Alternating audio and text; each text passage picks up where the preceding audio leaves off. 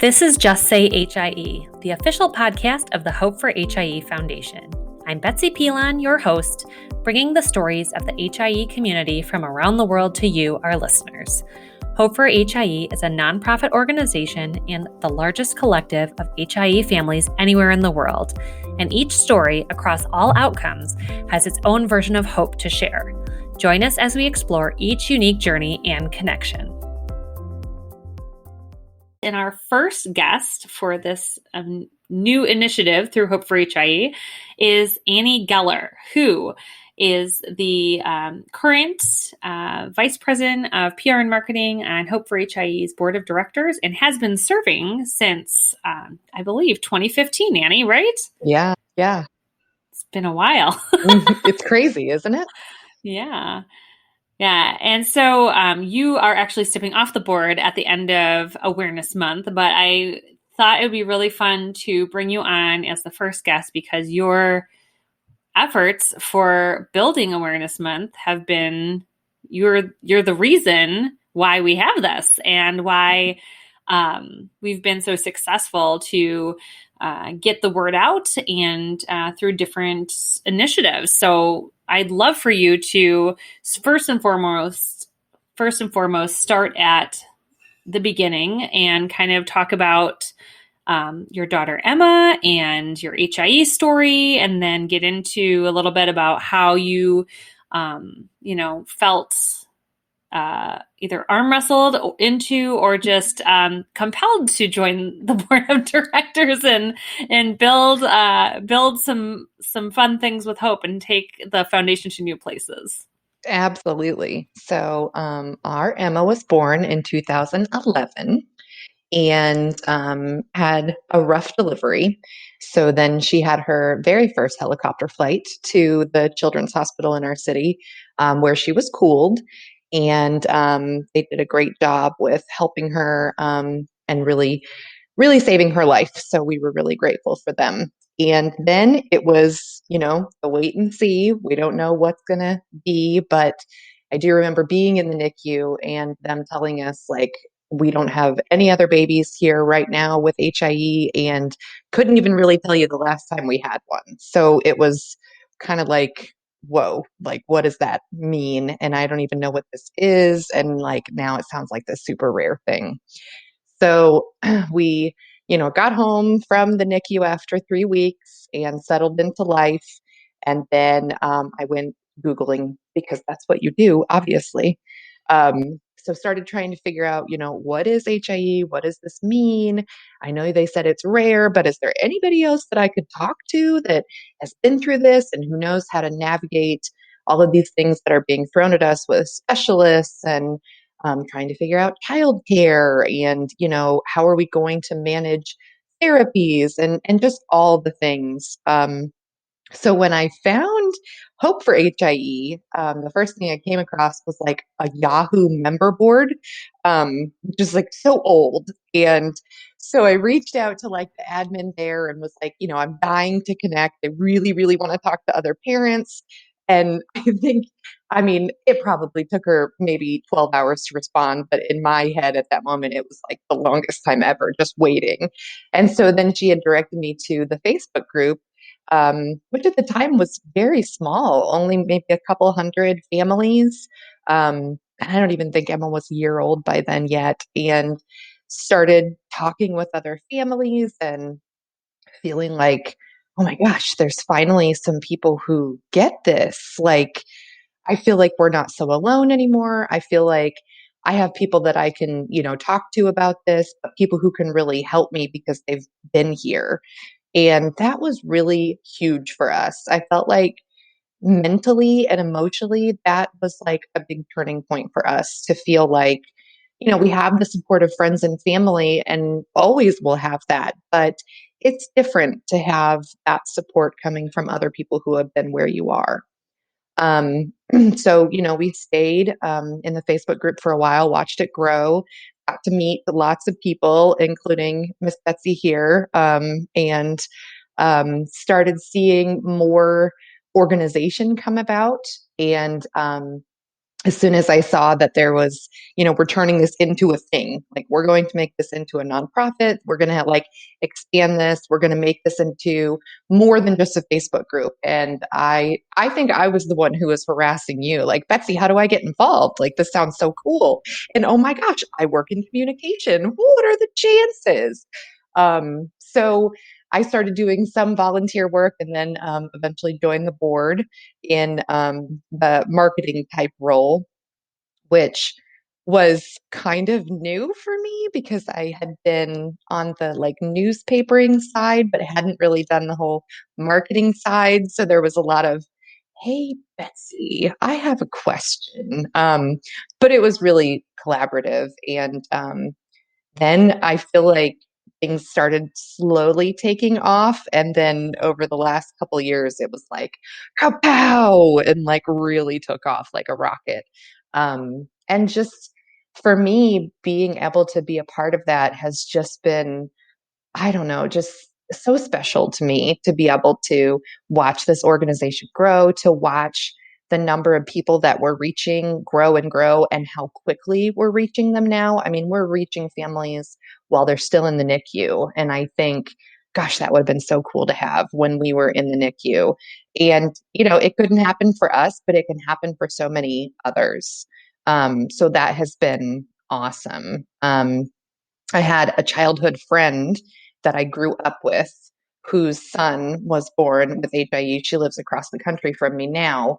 But she immediately contacted me and like was driving from the hospital where she birthed at to the hospital where her son had been taken to be in the NICU and to undergo cooling therapy.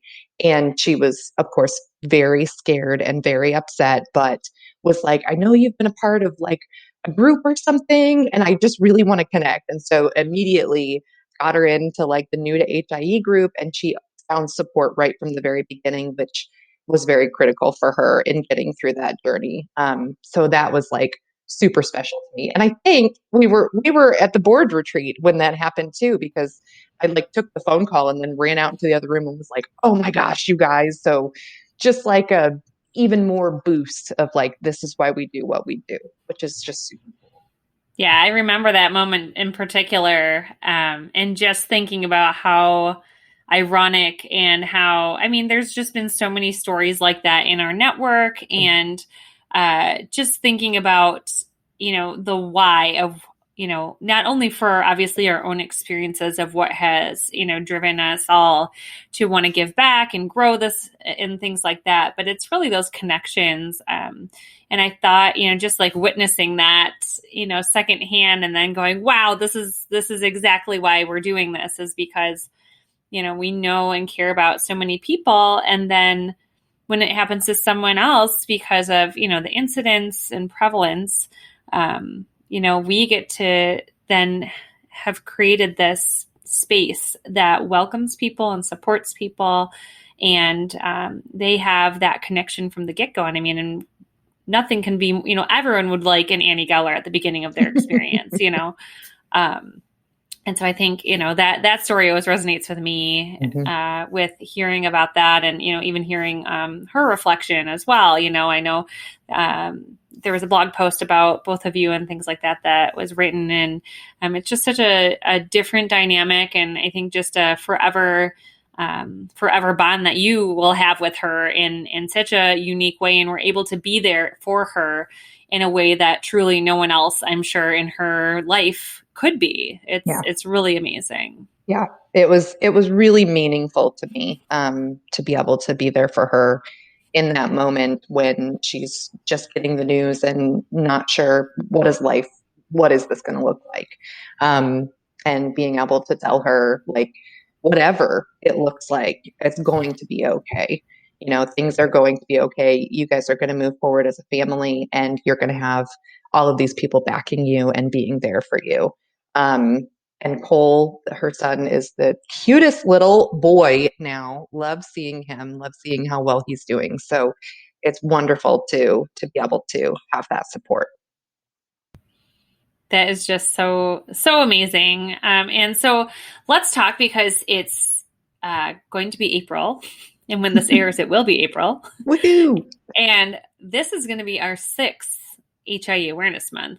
And this was kind of a let's talk a little bit about starting HIE Awareness Month, because I think this is kind of a unique thing. We get a lot of questions too of, how did this get started and why, and what are the goals and all of that. So let's talk a little bit about that. So and I'd love to hear your perspective. I know my own reflections have been, and my answer is, well, it needed to happen and nothing existed before. So let's do a thing. Let's make it a thing. And a thing indeed it is. Right. It's really, it's like a big thing now. it's a big thing, Yeah. So I remember those conversations when we started having them and being like, such a big part of what we were needing at that time and still need was awareness and making people aware of HIE, making people aware of us and what we do. So I remember talking about it and being like, well, we should do an awareness month. And it seemed like at the time, like this pie in the sky idea, like we don't just do an awareness month, but we were like, what you do. And so we just did it, and it was like, yeah, let's do April. April seems like a great month. And so we were like, well, let's figure out how to get this out there, and let's develop like a theme and, let's put together a press kit and try to like get things out to lawmakers for like recognition. And I know in that first year, we were still really figuring it all out and being like, okay. And then I guess we could do like t-shirts and like, it was just kind of like ideas here and there and like figuring out how to kind of put those into a really good plan. And it's kind of, when I reflect back on that time, we were so unsure about everything, but we were sure that what we were doing was something that we needed to be doing. It was like the how do you do it that we were trying to figure out. But we got attention from that first year. And then the second year, I felt like we were like, okay, we can do this. We've done this before and, hitting our stride. And now in year 6, I mean, you could say it's almost like a well-oiled machine at this point. We're like, okay, let's think of a theme. Let's figure out what we want that to look like. Let's develop our messaging around that. And then let's launch all the things. So I feel like it's definitely much more smooth now than it was, 6 years ago or whatever, when we were all like, awareness month, what? Okay, let's try it. But I'm so glad we did it, because I feel like every year, you get people that are like, oh, holy cow, like I didn't even know this was a thing, but I saw like my cousin's sister's brother's coworker, shared it on Facebook, and now I have support. And now I know what HIE is, and I know that there's an organization strictly focused on this.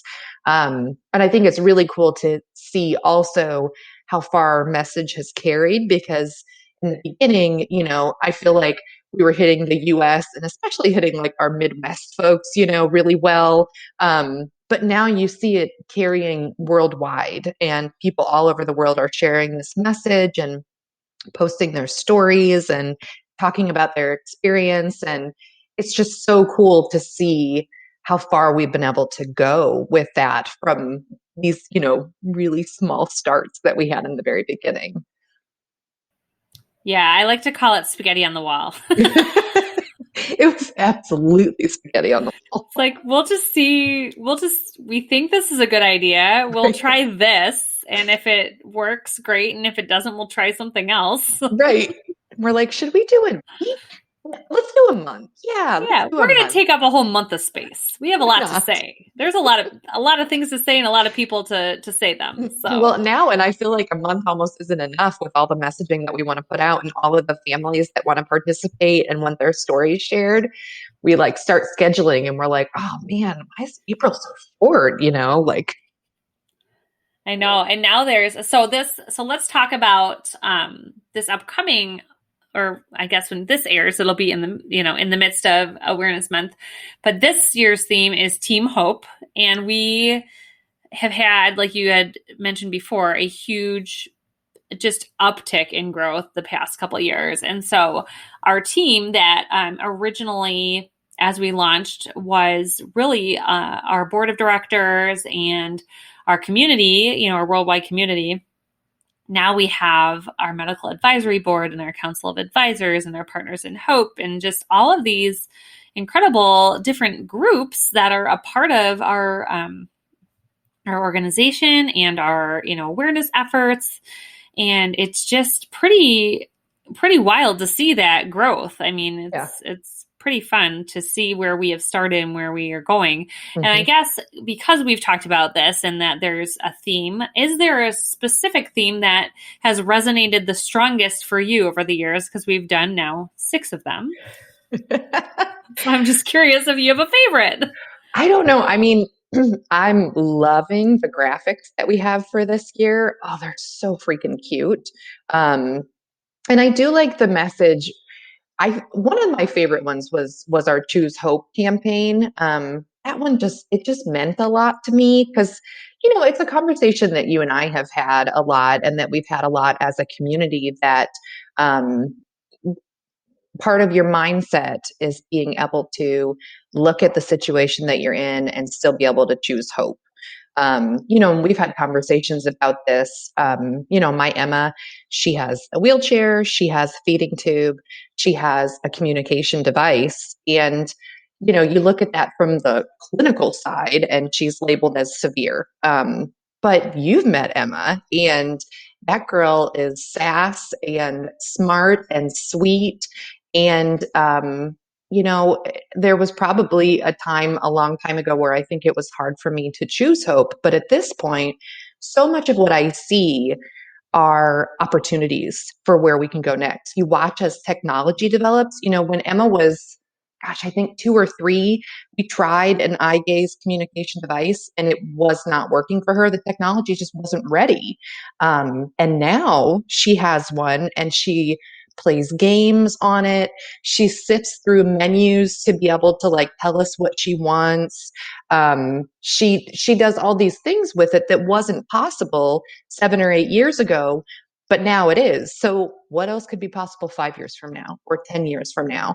And so when I see those things, that is just so much hope for me, because I'm like, look at where we could go next.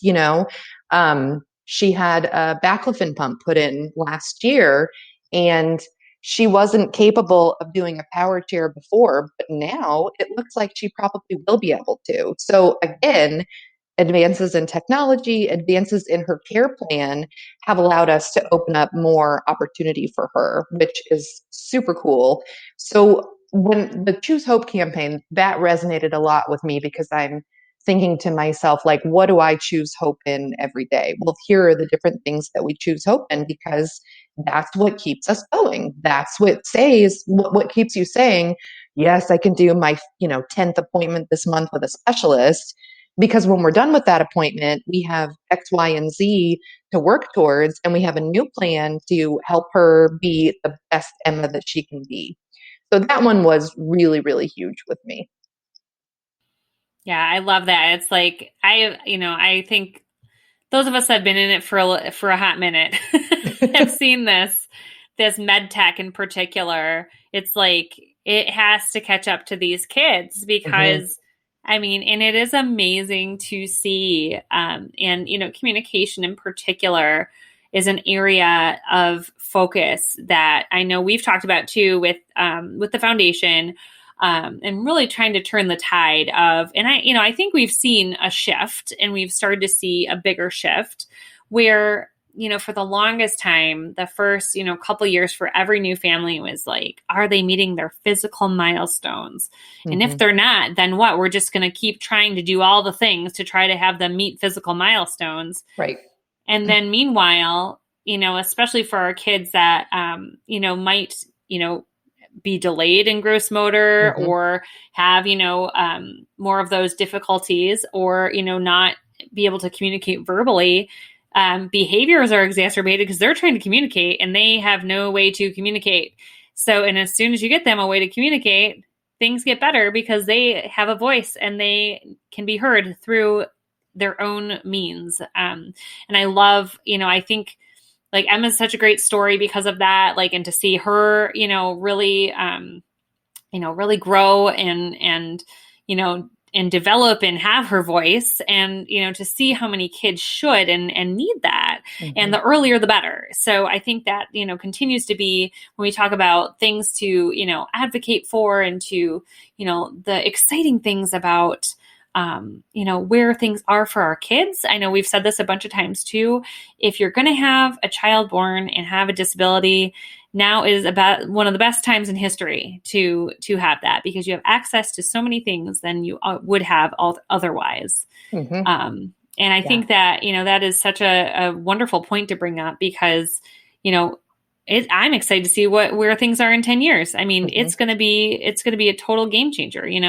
I'll touch on something personal with me real quick, but I feel similar where, Max just started having seizures right before Christmas this past year, and he has tonic-clonics. Those are the two that he's had, his two seizures that he's had before he got on a medication for it. And we got a seizure monitor that he wears as a wristwatch, and it detected the second seizure. It woke us up at 5:30 in the morning. It's like, when is that?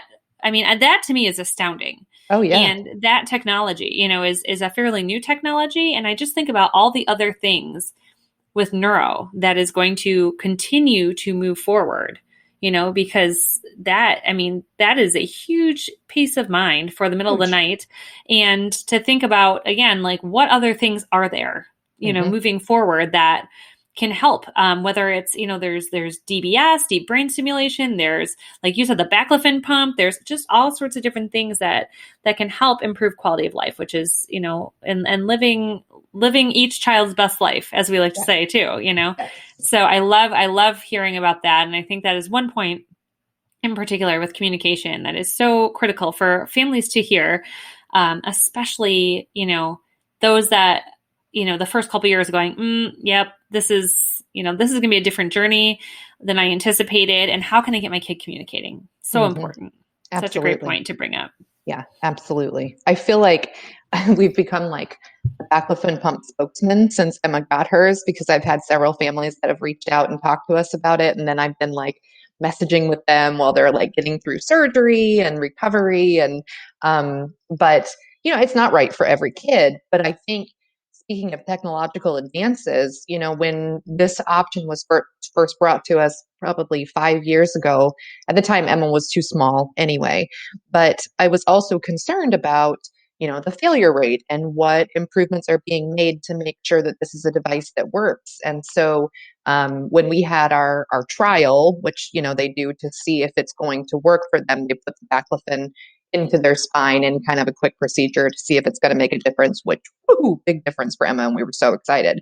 But I talked to the rep from the company, and he had said, here's like 3 things that we've improved upon in the last year to 2 years that have significantly decreased our failure rate of the pump. And so knowing those things made me feel a lot better going into that surgery.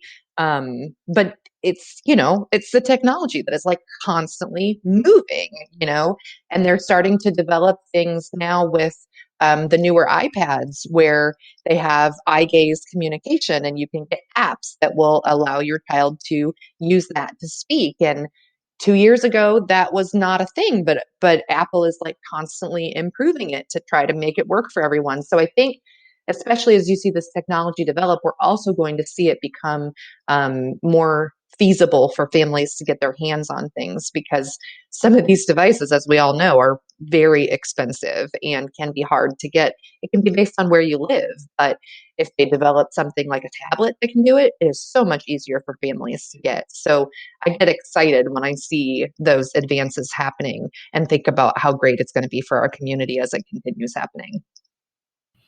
Yeah, that's so great. I totally agree. It's just, again, tech has come so far in the past few years, and it's just so exciting to see where it's going to go. Yeah, absolutely. So, as you are kind of sunsetting on the board of directors, I would love to get your reflections on, you talked a little bit about it in the beginning of our chat, but, what other things do you want to, I guess you've obviously left a humongous imprint on the board of directors, and the foundation through all of the incredible work you've done to, let's see here, you've completely overhauled and relaunched our website. You have written over 100 blog posts. You have, like, goodness knows, put into layout hundreds and hundreds and hundreds and hundreds of family spotlights between HIE Awareness Month and the holiday campaign that we've done every year. Oh my goodness. Are you like Canva'd out? What are you going to do with your life? Canva has changed my life. I love Canva. Yeah. It's just, I think one of the things that I really like to look back on when I look at how far we've come is seeing our numbers and our reach. Cause those are huge to me. Like I think about, like the first time we did one of those maps of like where everybody is, it was so much more like, kind of centered into a little area. And now it's grown out so far, which is so cool. But like I've watched us really kind of grow our footing of who we are and what it is that we want to do. Really honing in on our mission and our vision and who it is that we serve. And I think seeing the possibilities that are out there. So, 5 years ago, I don't think that we would have ever thought that me and you would have co-written a chapter for a book with, medical people. Like, holy cow, like we have a seat at the table now. We have made it more, I guess, more of a thing, more of a necessity to invite parents to the table, to get their voice out there, so that practitioners can serve families in the best way. And I think maybe there was hesitation on our part in the beginning because we didn't necessarily think that we should have a seat at the table. I don't have MD behind my name. I have a, BA in journalism. So it's like, you just don't really feel like, should I be there? Should they listen to me? But I think that we have shown that the expertise that we have is absolutely invaluable to so many things that they're doing, from developing, better devices for testing, to medications, to just communicating between medical professionals and parents, which is huge. We have learned that so much, not just from our experiences, but from experiences all over. And this is something that we're learning, that the practitioners want to know these things. They want to serve families in the best way that they can. They want to provide that best care. But how do they know how to do that if nobody steps up and says, hey, I'm a parent. Like, I think I have a pretty good idea of how you should treat, me and my kid. So I think that seeing those things branch out and grow, and seeing us dive into some of those other areas where we didn't really know we had a place, and finding that we do have a pretty important place at the table, has been just so cool to watch. And I think that communication is definitely a big part of that, because we're constantly figuring out how to get our message out to these other people, to these other sides, to these other groups that need to know who we are. And seeing that happen has really been one of like the most exciting things for me, for being a part of Hope for HIE. And I really get really jazzed about it and want to see that continue to happen. And like, I'm constantly mentioning us to Emma's medical providers. Like, when we're talking, I'm like, oh, well, I'm part of this nonprofit organization called Hope for HIE, and here's the website, and you just might want to check it out, to learn a little bit more. And they're very receptive. They want to hear about it. So that's really cool to me, and an area that I really like to see us grow in. Yeah, it's been pretty amazing the past 2 years. And I mean, yeah, I think the chapter that you mentioned, which I'm so excited for it to get published and to share it with our community and out there. It has been I think, a fantastic example of what is possible when you can come together. And I'm also just constantly impressed with how many people care about our community, and how many physicians and other clinicians, really are taking it seriously of how to help our kids and help our families from the beginning through the continuum of, different outcomes and different needs that our families have. And the more that they're aware of that spectrum and the different nuances of, different ways that HIE can impact a family, the more that they are able to really look at this of how we can best serve families together. And that has been such a fun thing to see and such a really remarkable thing to see. And yeah, just reflecting on that, hearing you, just talk about how, 5 years ago, we probably never would have thought that we had hoped that we would start to be at, this table, but we're also creating a table. And I think that has been, just one of the things that you've been such a key part in as well of, the efforts that you've put together have led to that, have, directly led to these discussions and people being able to find us and really take a second look about how we can come together to move things forward for our community. And I'm just so excited to see what else, moves forward. And I'm so excited about that chapter. So let's talk about that a little bit too. So this is all about supporting HIE families. I think the focus is about in the NICU, but we talk about some different touch points. And this actually was how one of our newest graphics and educational pieces came about too, with the HIE NICU experience. And then we kind of dived into disparity in language use about NICU and just, all sorts of different ways that things can still be improved. So talk a little bit more about the chapter, because we got this opportunity. I'll tee it up and then I want to hear your experience. We got an opportunity through the Newborn Brain Society, which we are, I sit on the board of directors for, and we are working with so many of the people that are involved with NBS. And it's a society that is multidisciplinary and, is really heavy on the neonatal neuro critical care teams. So whether that's a pediatric neurologist, neonatologist, nurses, other allied health professionals, and then we're building a parent task force, which is really exciting over there as well. And we were kind of the first first parent organization to, work with them. And so they approached us saying, hey, would you be able to co-write a chapter? We're talking about, in particular, therapeutic hypothermia and HIE in this, specific edition of a journal and a chapter. We'd love to have you focus and co-write with two other authors. So we were co-writing with Dr. Monica Lemon and Dr. Alexa Craig, and talk about that experience. I'd love to hear more from your perspective. So I thought that was super cool that they were inviting us to be a part of it. Also a little bit terrifying because I was like, whoa, I don't know if I'm ready for this kind of writing, but they were great to work with. And, we kind of started with like a brainstorming session of like really talking about what was the NICU experience like for you as a parent.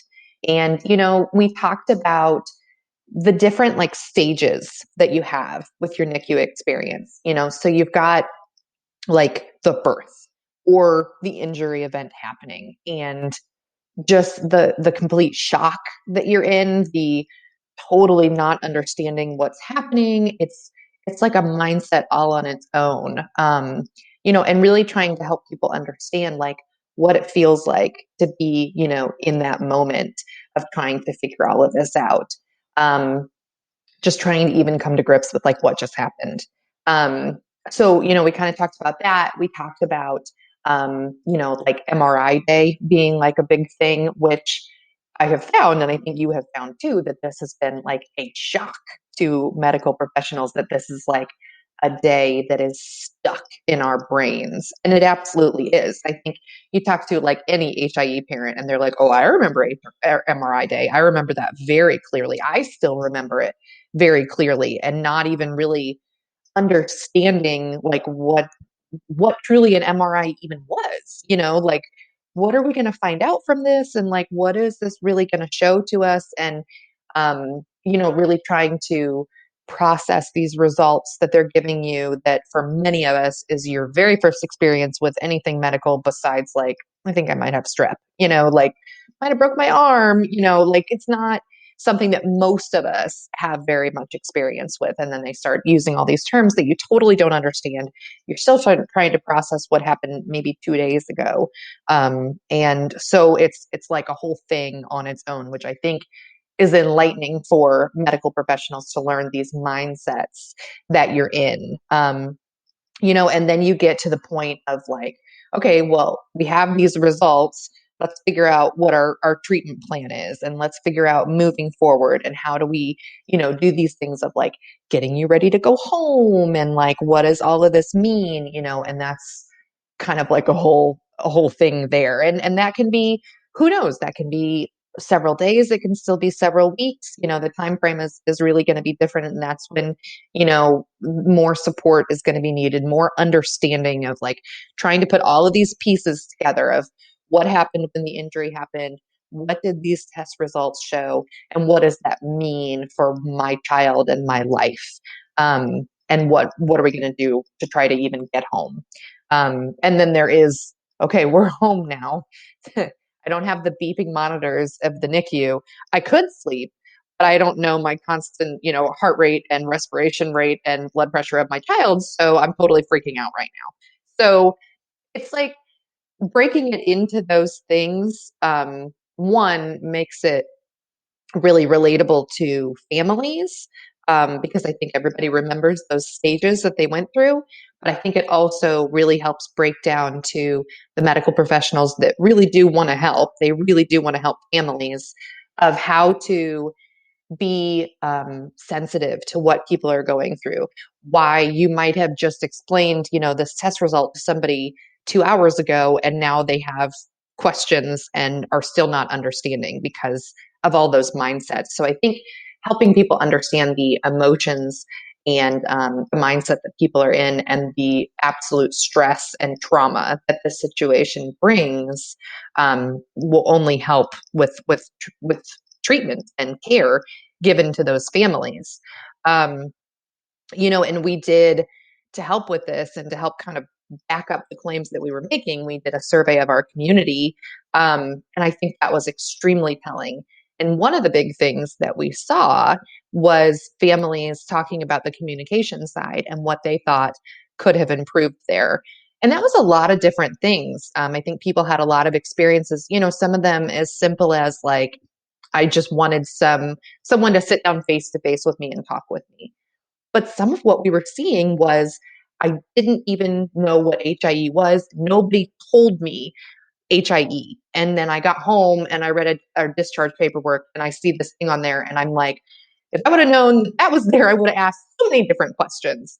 Um, so I think that really identified something for us too, to be able to help people understand that this diagnosis needs to be named, it needs to be explained, and we have to be able to give this information to people so that they are armed with that, with trying to move forward and figuring out their next steps. And I think that was really eye-opening for us to really see that. Yeah, and I think to take it back to this being the first episode of Just Say HIE or Just Say Hi, it is actually a double entendre quite intentionally, because we do know that this is a gap and we want people to just say the diagnosis. It is absolutely the worst for parents to find it on a discharge paper, Google it, find an entire support community for it, and then go, why wasn't that told to us? This could have helped me so much. And it has then exacerbated pain. It has broken trust. And that is the last thing that anyone wants. It's the last thing that the medical teams want. It's the last thing that the parents want. So let's improve it and just say HIE. I totally agree. And I think one of the things that we talked about as we were working through the tone of that paper and the text of that paper was really trying to talk about how important it is to form this trusting relationship with compassion and empathy and all of those things right from the very beginning with your medical team, because that is going to impact your care plan and your relationship and all of those things for many, many years to come. If you start off with a negative experience in the NICU, that really shapes the way that you feel about your medical community and your medical care team for a long time going forward. So, if we can spend a little bit of time up front doing a better job with that education and trying to really make that communication as strong as it can be, think about how much of a difference that will make for people going forward on this journey to try to really feel like they have trust in their medical professionals and they have people who really care about what is going on with their kid. Because that is so essential to that to any relationship, but also to that relationship. Absolutely. And that's, another reason why we have the theme of Team Hope, because people have to learn, and it doesn't happen naturally for most people, to learn how to build their teams and to build these positive, productive relationships, especially if you prior, like you said, have had minimal medical interface, either, like just your own primary care of like one checkup a year or every few years. It's just a whole different thing to, come together and try to have this, team built around your family and your child of how to help them, maximize their unique potential. Well, thank you for sharing that. That is, I'm really looking forward to when it's published. It's going to be really, hopefully impactful for, all the people that we hope that can work through that and really take it to heart, some of the key points that we've all come up with and with the help of our community. And so I think my final question for you during this is, what's next? What's next for you, Annie Goeller? Oh Lord, I don't even know. I have to say, my work with Hope for HIE kind of led me in another direction in my career. So I went into like communications and marketing, which hadn't really been my path before, but had been kind of where I was wanting to go. So that it kind of opened up new things for me. So started a new job in January with the State Department of Correction, which I'm liking and is fun and really interesting. But I don't know, I feel like I'm not going to be able to be like, I can't be around Hope for HIE. Like, I'm not going to be able to stay away. I'm going to be still like stalking you guys and trying to see what I can do to help. I feel like just being able to be a part of like some of these cool projects where like I can use some of my writing experience to help or things along those lines, I would love to see that happen. And then also preparing myself for Emma to eventually be in middle school in like 2 years, middle school. I can't even believe it. So, going on that path of how do we continue to break down the barriers for our kiddo and making sure that she has everything she needs to be as successful as she is going to be. And yeah, I don't know. I'm like, what is next for me? I'm not sure. Well, I will say this endlessly, but, thank you for everything that you have done for Hope to grow it to where it is, for the friendship, for all of the incredible ups and downs and all arounds that we've gone through as we've grown this beast.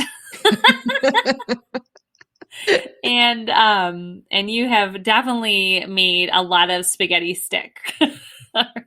And made a huge impact, and Hope would not be what it is today without your incredible talents that you have lended to the organization to get it where it is today. So thank you, Annie, from everyone at Hope and everyone that's going to find Hope, that they'll find it because of you, which is pretty amazing. So it's a beautiful legacy to leave for your time on the board. And it has been an absolute honor to serve with you on this journey and watch Emma grow and watch you grow in your own journey as a parent as we've traveled this. So thank you so much for coming on and being the first guest of the new podcast to kick it off. Yeah. Thank you so much for having me. I'm super excited about it and have really cherished the things that we have done over these last several years with Hope. And I'm so thrilled about the progress that has been made and so excited to see what's going to be coming. Gosh, look at where we are now. Look at where we were, 2 years ago. Who knows what's 2 years from now? So I'm just so excited to see it. Wonderful. All right, Annie. Well, thank you so much. And we will catch you in your new adventures and see you around the block, I guess. There you go. All right. Thanks, Annie. We will talk to you soon. Thank you for joining us for another episode of Hope for HIE's official podcast, Just Say HIE. If you have a story you'd like to share, be sure to keep in touch. Learn more about the work we do and sign up for our newsletter on our website at hopeforhie.org/justsayhie. We look forward to connecting with you soon, and thanks for listening.